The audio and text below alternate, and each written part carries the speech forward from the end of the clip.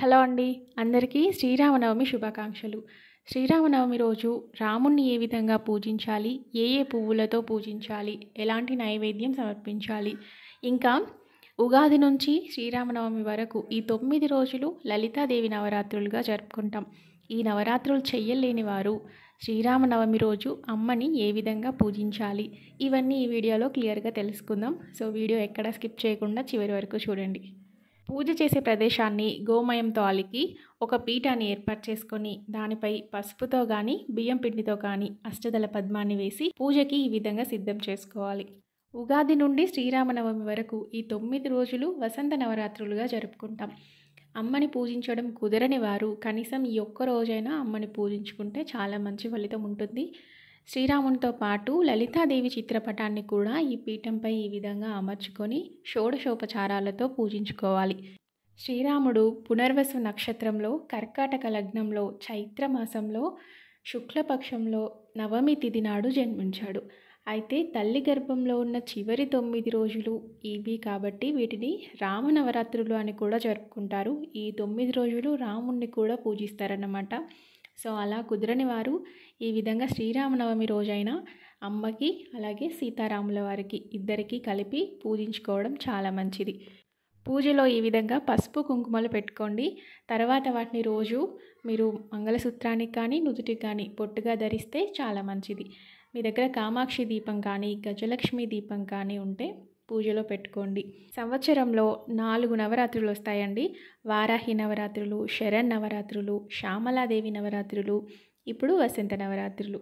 ఈ 4 నవరాత్రుల్లో 2 నవరాత్రులను చాలా ప్రత్యేకంగా జరుపుకుంటారు. అవే శరన్నవరాత్రులు అంటే మనం దసరా అప్పుడు దుర్గమ్మని 9 రోజులు పూజిస్తాం కదా, వాటిని శరన్నవరాత్రులు అంటారు. ఇప్పుడు ఈ చైత్రమాసంలో వచ్చే వసంత నవరాత్రులు. ఈ 4 నవరాత్రుల్లో పూజించేది పార్వతీదేవి రూపాన్నే. కాకపోతే ఒక్కో నవరాత్రుల్లో ఒక్కో రూపంలో అమ్మని పూజిస్తాం. ఈ వసంత నవరాత్రుల్లో పార్వతీదేవిని లలితాదేవి రూపంలో పూజించుకుంటాం. పూజలో ఎలాంటి ఆటంకాలు రాకుండా నిర్విఘ్నంగా పూర్తి కావడం కోసం ముందుగా గణేశునికి పూజించాలి.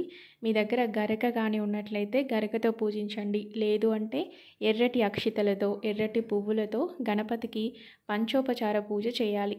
ఆ తర్వాత లలితాంబికకి సీతారాములకి షోడశోపచార పూజ చేయాలి. శ్రీరాముడు అంటే ఎవరో కాదండి, సాక్షాత్తు విష్ణు స్వరూపమే. విష్ణుమూర్తి యొక్క 7వ అవతారమే రామావతారం. విష్ణుమూర్తికి ఏమేమి ఇష్టమో అవన్నీ రామునికి కూడా ఇష్టమే అయి ఉంటాయి. తులసి దళాలన్నా బిల్వపత్రాలన్నా విష్ణుమూర్తికి ఎంతో ఇష్టం. అలాగే రామునికి కూడా తులసి దళాలు బిల్వపత్రాలు అంటే చాలా ఇష్టం. వీలైతే తులసి దళాలతో బిల్వపత్రాలతో పూజించండి. లేదు అంటే ఎర్రటి పుష్పాలు కానీ పసుపు రంగు పుష్పాలు కానీ పెట్టి అష్టోత్తర శతనామావళి రామ మంత్రాలు ఇవన్నీ ఈ పూజలో చదువుకోవచ్చు. అమ్మకు కూడా ఎరుపు రంగు పుష్పాలన్నా ఎర్రటి అక్షితలన్నా చాలా ఇష్టం. సో వాటితో పూజించడానికి ట్రై చేయండి. లలితాదేవి అష్టోత్తరం చాలా కష్టంగా ఉంటుందండి. సో మీకు వీలైతే చదవడానికి వస్తేనే చదవండి, తప్పులు మాత్రం చదవద్దు. లేదు అంటే శ్రీమాత్రే నమః అనుకుంటూ 108 సార్లు పువ్వులతో కానీ బిల్వపత్రాలతో కానీ తులసి దళాలతో కానీ ఎర్రటి అక్షితలతో కానీ పూజించండి, సరిపోతుంది. ఇక నైవేద్యాల విషయానికి వస్తే అమ్మకి ఇష్టమైన పులిహోర, చక్కెర పొంగలి, దధ్యోజనం ఇవన్నీ పెట్టుకోవచ్చు. మీకు ఏది వీలైతే అది పెట్టవచ్చు. లేదు అంటే పండ్లనైనా లేదు అంటే చిన్న బెల్లం ముక్క పెట్టినా కూడా అమ్మ తృప్తిగా మనల్ని ఆశీర్వదిస్తుంది. ఏదైనా మనసుతో పెడితే అమ్మ ఖచ్చితంగా స్వీకరిస్తుందండి. సో మనసుతో పెట్టడానికి ట్రై చేయండి. ఇక రామునికి చలిమిడి వడపప్పు పానకాన్ని ఈరోజు ప్రత్యేకంగా నైవేద్యంగా సమర్పిస్తారు. ఈ విధంగా పూజ పూర్తయిన తర్వాత మీ దగ్గర చామరం ఉన్నట్లయితే స్వామికి అమ్మకు చామరం విసురుతూ పూజలో ఏదైనా తప్పులు చేస్తుంటే క్షమించమని కాసేపు మనసారా అమ్మను చూసుకొని పూజ పూర్తి చేసుకోండి. శ్రీరామనవమి రోజు ప్రతి విష్ణు సంబంధిత ఆలయాల్లో సీతారాముల కళ్యాణం జరిపిస్తారు. వీలైతే వెళ్ళడానికి ప్రయత్నించండి. ఇక పాటించవలసిన నియమాలు ఏంటంటే శ్రీరామనవమి రోజు సూర్యోదయం కంటే ముందే లేచి ఈ విధంగా పూజ చేసుకోవాలి. తర్వాత నాన్ వెజ్ లాంటివి ఏం తినకూడదండి.